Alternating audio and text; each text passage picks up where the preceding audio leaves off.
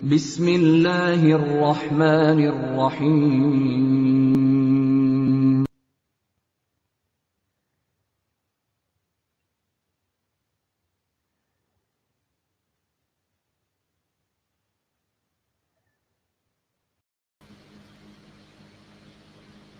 Assalamu alaikum.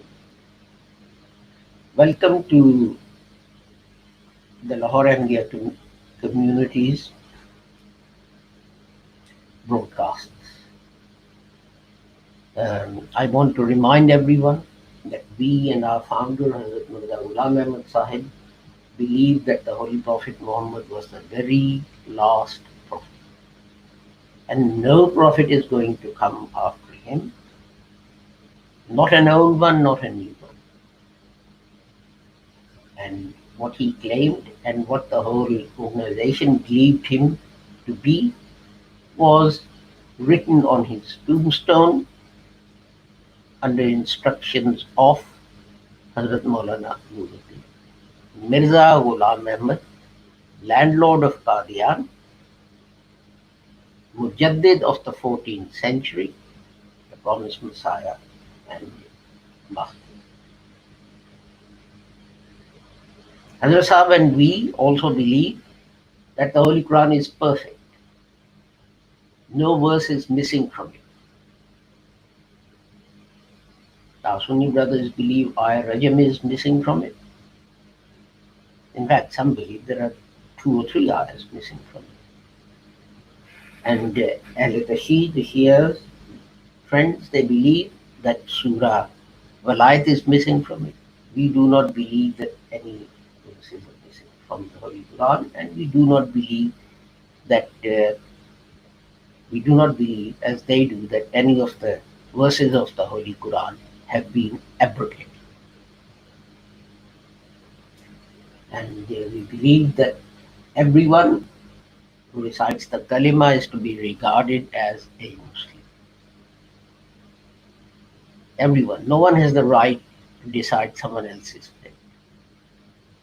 And we believe what the Holy Prophet Muhammad ﷺ said, that if one reciter of the kalima calls another reciter of the kalima a heretic, then it is the caller who's the heretic. This is how much the Holy Prophet Muhammad abhorred this practice, which unfortunately has become very common.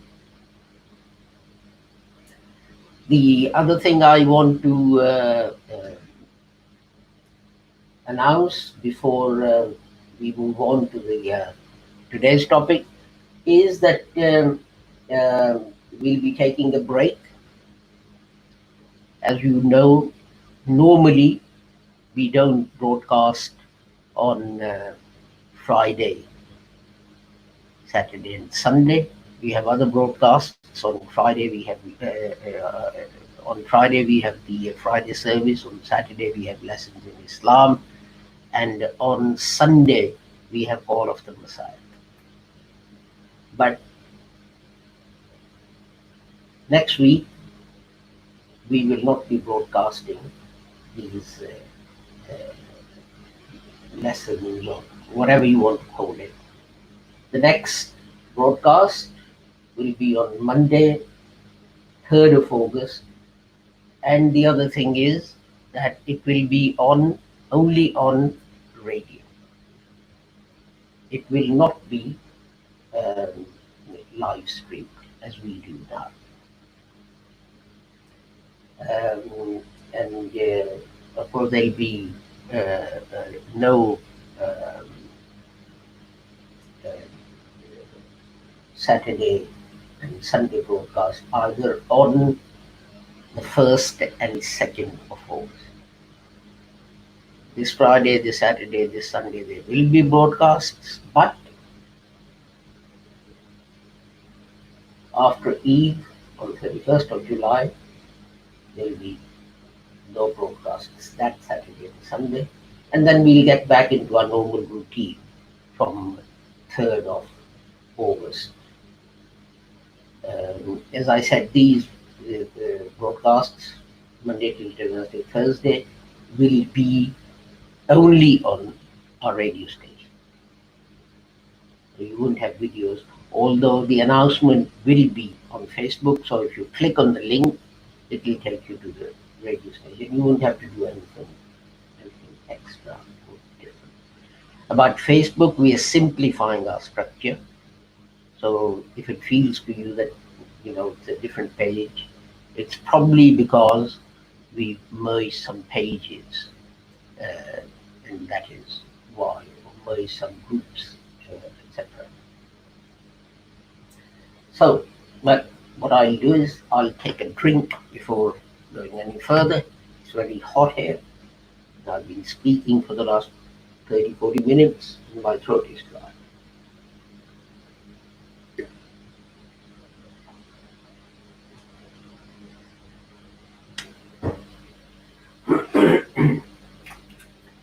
We got as far as verse 51 of Al-Baqarah.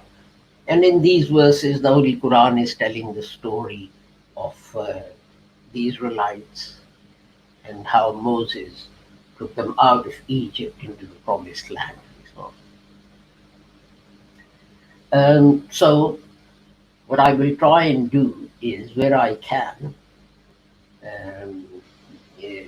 is to include the Jewish and the Christian view of these things as well. I'm not sort of saying it's right or wrong or whatever. What I'm saying is that Muslims have their own particular view of these things, and the Jews and the Christians have maybe slightly different view, and it would be nice to know what other people think as well. Verse 51. أعوذ بالله من الشيطان الرجيم بسم الله الرحمن الرحيم وإذ وعدنا موسى 40 ليلة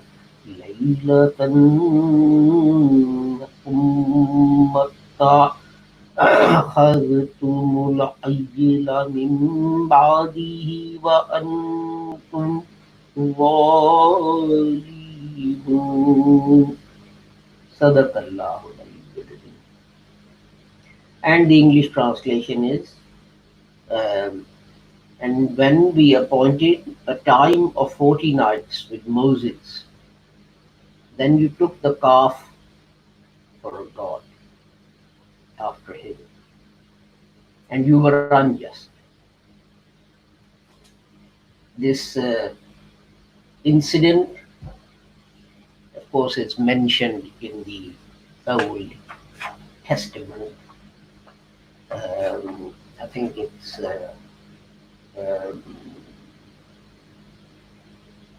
Exodus 32 or around that sort of thing. And I've taken notes from two sources. One is a rabbi, Lazer Gerpo. He's a spiritual leader of the congregation Beth Tefillah in London, Ontario. And the other person is, I found, Hope Bollinger. And I think this is a lady, and she works at Taylor University. And so, the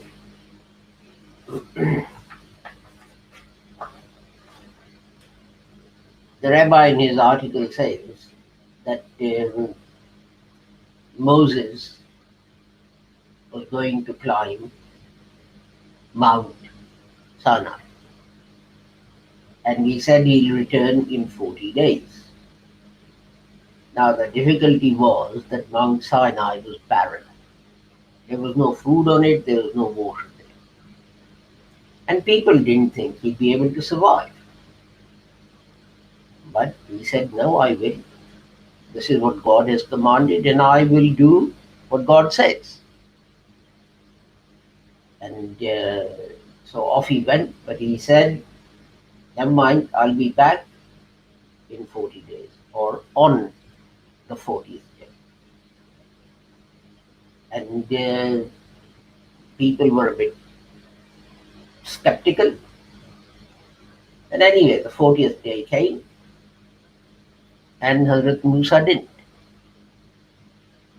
And people waited, and nothing happened. Now, you see, the difficulty was this, that people got the wrong end of the stick.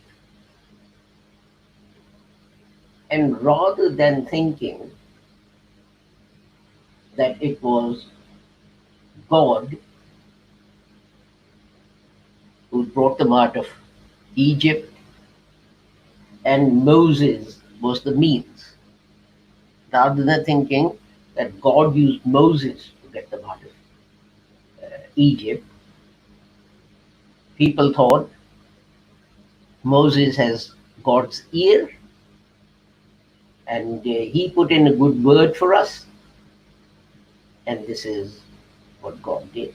And it's not surprising that they thought that, because obviously they weren't living in a democracy with a free press and social media and radio and televisions and reporters who chased the Watergate burglars and all this kind of thing.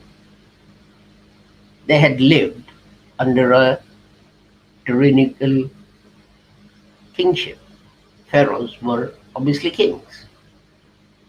They did whatever they wanted. No one could stop them. So what you did was, you went round, if you wanted something, something you wanted done was stuck. So what you did was, you went round and you found out who had the king's ear, the Pharaoh's ear, and you went and said, here's 500 quid. Can you please have a word with the Pharaoh and get this done? And this person would do that. But Moses, who they thought had God's ear and was getting things done by putting in a good word for the Israelites, was our God. So who's going to put in a good word for them? So they thought, well, if we have, and the other difficulty that they had was that at that time, there was no concept of believing in an unseen God. There was no concept of believing in an unseen God. I mean, pharaohs themselves were regarded as gods, but then you had loads of idols and so on. Well, we know from Hazrat Ibrahim's story that there were lots of idols and etc., when he tried to stop his father from making and selling idols. We all know that incident. And so they said, but, and in fact the Israelites themselves later said, but you keep telling us about this God, but where is he? We can't see him, we can't hear him. So how do we know he exists? They wanted to see him and they wanted to hear him and all that kind of thing. So they thought, well, Moses is gone and we don't believe in this unseen God. So what should we do? So they went to Aaron and they said, do something. Make us a God that we can see, that we can worship and love and, give presents to, so that he would listen to us. Now, this is where we differ, because we don't believe that a prophet of God, as Hazrat Harun was, would do something like this. But the rabbi says that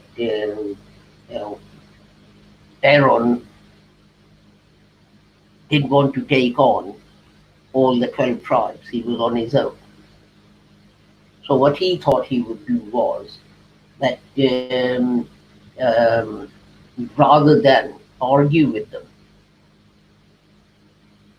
he thought he'll delay the whole thing, stretch it out, and hope that Moses comes and puts an end to it all. So first of all, he said, give me your gold. And he thought, no one's going to give me gold. But they did. And then he said, okay, well, I need to melt this and mold it and all this kind of thing. So because this is going to be a holy statue, as you know, as I said before, that in Jewish theology, you don't even take the name of God. The rabbi whose article I took notes from, he says G-D for God. For Lord, again, in the same way, Godhead, he says G-D head, and so on. But throughout this, the article that I read. So he said, well, you can't touch it, only I can do it. I'm the prophet, I'm the chief priest, the holy one, etc. So I thought, well, if I'm doing it on my own, it will take a long time, they'll have to wait, and Moses will come back. And so he kept on delaying them. And then at the end he said, well, we've got a golden calf now, but it represents God, so we can't have it sitting on the floor. It's got to be high up on a pillar, and only I can touch that pillar and make that pillar again for the same reason. Now what happened was, obviously, Harun, Aaron, got very tired, and he fell asleep. And when he woke, there was a big party going on. There was a big orgy going on, actually, if we have to believe the accounts. And people had been giving presents to this calf and so on and so forth, and what have you. Another question is, why a golden calf? Well, as I said before, that people, their thoughts and things are molded by the social structure in which they find themselves. And we find that, although we're Muslims, we've been influenced because we lived in India, now Pakistan, part of it is Pakistan. We've been influenced by other cultures that were around us. And Israelites had come from Egypt, and there they had a bull goddess that was a goddess of joy, celebration, and love. So that could have been one reason. Another Egyptian deity was actually a golden calf. So maybe that was the inspiration for this. Or if you look at the Canaanite, if you look at Canaanite literature, you find that Baal, their chief god, was actually an ox. The point I'm making is, all around them, people had made statues of oxes and bulls and so on, and they worshipped them. And obviously, the Israelite mentality was covered by that as well. So they made that. Now, Muslims do not believe that Hazrat Harun could have been involved in this because he was a prophet of God. And I mean, the Christians say, well, he was a human being and he committed a sin. It doesn't matter, prophet or not, because all human beings are sinful, and you have to believe in the blood of Jesus for your sins to be washed away. So that is simple. He was human, he sinned, he made a mistake. Whereas Jews accept that he did something, but they say he didn't intend to forsake Tawheed, unity of Godhead, but he was trying to stretch out the time, to give Moses time to get back. Because Moses had said, I'll come back after 40 days, and 40 days had come and gone. It's a bit of a shame that we now have a break, but there we are, such is life.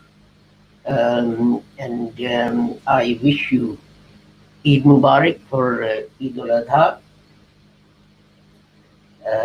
And I want to remind you that our next broadcast is going to be on Monday, the 3rd of August, and it will be on radio only, but you'll get the link to the radio broadcast on Facebook and so on.